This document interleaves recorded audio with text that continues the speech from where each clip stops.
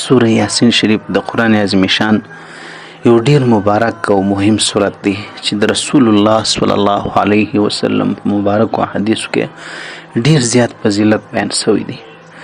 یو څو فضیلتونه درته راخلم ګران ورونو او یوه یې عبرتناکه د پند او د نصیحت ډکه واقعه درته راخلم. یو عالم تیر شوی دی تقریبا په 400 هجري سنه کې شاوخوا.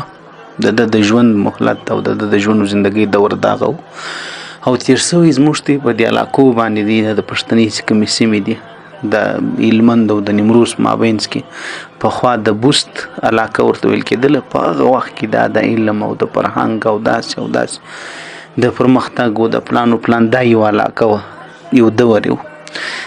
دا امام ناصر الدین بستی رحمه الله د دې عالم او د دې بزرګ نوم دی امام ناصر الدین بستی. دا په دغه علاقه کې شاوخوا تیر شوی دی.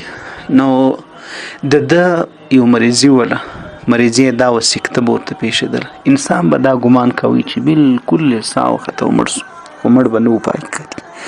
یو ځل یې دا سکته ډېره اوږده شوله، خپلو قریبانو ورباندې د مرګ او د موت د مړه کېدلو ګمان وکړي. بس قرار یې راواخیستې، غسل یې ورله ورکړې، کفن دفن هدیرې ته یې ویوړې پټې کړې.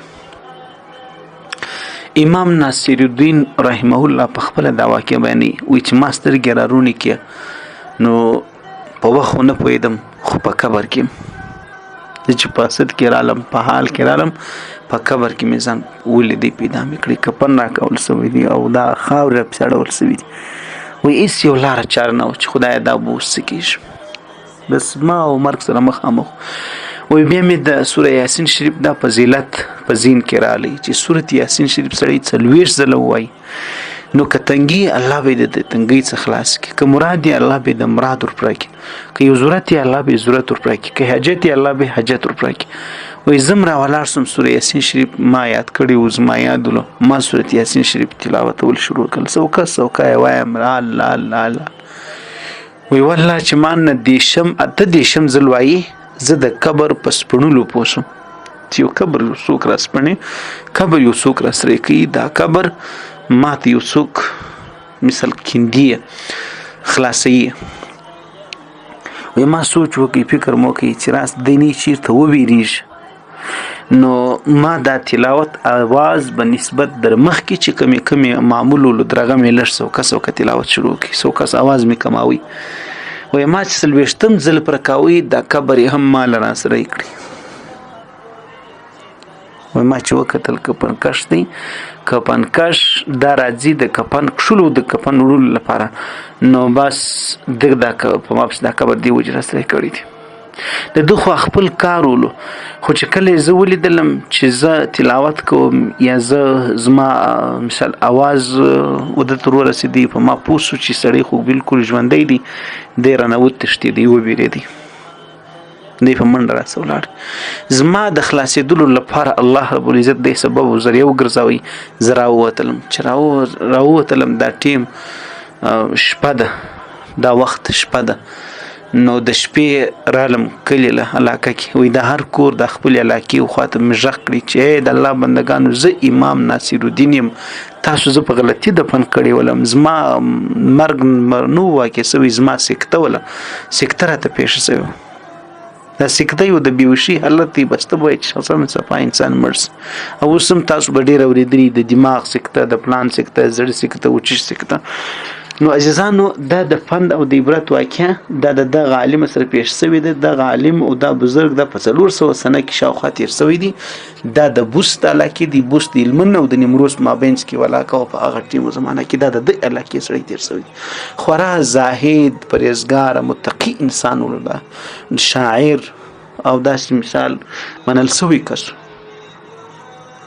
نو د دې نه موږ ته دا عبرت او درس راکول کېږي، د دې واقعې نه، د دې کیسې نه موږ دا سبق اخیستلی سو چې سوره یاسین شریف تلاوت دا د انسان لپاره ډېر د نفع او د پیدې سبب دی د دنیا او د آخرت. که یو سختی انسان تلاوت کی، که یو پور مسله انسان تلاوت کی، که یو عذاب انسان متلمو تلاوت کی، که زندان انسان تلاوت کی، کدی هر پریشانی د دې سوره یاسین شریف په تلاوت باندې به الله رب العزت هغه پریشانی چې انسان خلاص کی. ګرانو عزتمن درونو راځو یو څو احادیث ته چې رسول الله مبارک پاک څه وایي. اول دا سوره یاسین شریف د قرآن زړه دی. دا د سوره یاسین شریف اولنې نه په د پیدا د ګټه د فضیلت دی. رسول الله صلی الله علیه وسلم مبارک فرمایي دغه وینا د رسول الله مبارک ترمذی را نقل کړي د دارمی را نقل کړي د ان لكل شيء قلبا وقلب القرآن ياسين من قرأ ياسين كتب الله له بقراءتها قراءة القرآن 10 مرات. هر شی یو زړه لري، هر شی یو اصل لري، د هر شی یو حقیقت دی. د قرآن زړه یاسین شریف دی. چا چې سورت یاسین شریف تلاوت کړي نبی کریم علیه السلام بارک فرمایي الله رب العزت به ورته د قرآن د لسو ځلو د وینا او د تلاوت کولو ثواب په یو ځل ورله ورکړي د سورت یاسین شریف په تلاوت. زموږ هغه ابا اجداد، زموږ هغه مشران، هغه مخکینی خلک هغه به داسې وو که نور په پتوسه تلاوت نو پره نو د یو څو سورتونه به دې یاد کړي ول، دا به خامخا تلاوتول لکه سوره یاسین شریف، سوره ملک شریف او دغه رنګه نور چې کومه د فضیلت او د آیتونه او سورتونه دي، آیت کرسی شریفه، د الف د سوره بقره اول سره او اخر او دغه رنګه سوره تکاثر او دا ورپسې نور چې کوم سورتونه دي، سوره حشر اخرنی آیتونه. نو لدی وجه زما ګرانو عزتمن درونو اوس هم په موږ کې دی ډېر الکوان سته، دی ډېر خلک سته، دی ډېر وروڼه سته چې دغه سوره یاسین شریف تلاوت یاد یې که دې نه یاد راوایه خلوي وایه ویل یې ډېر اسانه دي خو ډېرې ګټې کې پکښې کې دي. دوم د ضرورتونو پوره کېدل په سوره یاسین شریف پسې تړلي دي. نبی کریم علیه الصلاة والسلام بارک فرمایي دا د ابو داود او د ابن ماجه حدیث دی چې هغو را نقل کړی دي اقرؤوا یاسین علی موتاکم. خپلو مړو ته د مرګ پر وخت د زکندن په وخت چې کوم کسان وي یاسین شریف تلاوت کړي هغو ته یاسین شریف وایست. دا به موږ ته کې عام معمول نه دی چې څوک مړ کېږي نو موږ ویلی یو ملا صاحب راوغړی چې یاسین شریف پر وایي، ملا صاحب نه په خپلې پر ووایه. علما وایي د دغه حدیث په تشریح کې چې یاسین شریف د استحضار مرګ، د موت د استحضار په وخت، د مرګ د نږدېوالي پر وخت پر مهال راحت او اسانتیا راولي، راحت او اسانتیا راولي. نو د دې وجه عزیزانو د دې سره د انسان هغه ضرورت هم پوره کېږي چې یعنې په کوم نیت ته ووایي تاسو ورته وګورئ هغه سبب یې خدای پاک د دې یاسین شریف په وینا باندې الله رب العزت هغه سایني راولي، الله پاک هغه ضرورت پوره کوي او د دې سره ترڅنګ شیطان به لري، د دې سره ترڅنګ د دې انسان به مرګ پر ایمان باندې راځي. دریم پیدا د یاسین شریف د تلاوت دا د چې د مغفرت سبب ګرځي. په یو روایت کې راغلی دی د ابن حبان روایت دی من قرأ یاسین فی لیلة ابتغاء وجه الله غفر له. که یو څوک د الله رب العزت د رضا لپاره د شپې یاسین شریف تلاوت کړي ګناهونه به الله پاک ورته وبخښي. یعنی په سهار کې به دې حال کې راپورته شي چې الله بخښ ورته کړي. څلورم نفع او پیدا د یاسین شریف د تلاوت دا ده چې د دنیا او آخرت حاجتونه به الله پاک ورپوره کړي. یاسین شریف د هغه سورتونو څخه دی چې د خلکو مشکلات، حاجتونه او مصیبتونه پرې حل کېدلی سي. دعا او یقین سره تلاوت انسان وکړي ډېر زیات برکت لري. که څوک مریض یاسین شریف تلاوت کو پر ځان یې چوپ، که پوره وړی یاسین شریف تلاوت کو پر ځان یې چوپ کړو. نو د دې وجه نبی کریم علیه السلام وایي زما زړه دا غواړي چې زما د هر امتي په زړه کې یاسین شریف موجود دی. زما د هر امتي په زړه کې یاسین یعنی هر امتي ته دا یاد او دا رنګ نور هم ډیر زیات فضیلتونه په روایتو کې راغلي دي چې د اختصار له وجې د مثال د میسج د نه ورتیا له وجې هم دومره بنون کفایت وکړو.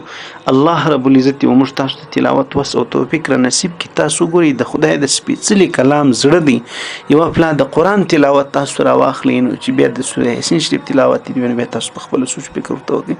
سوره یاسین شریف الله پاک په خپل تلاوت کړی دی، په خپل د انسانانو د پیدایش سره 2000 کاله مخکې فرشتو غیبته پکړی دی چې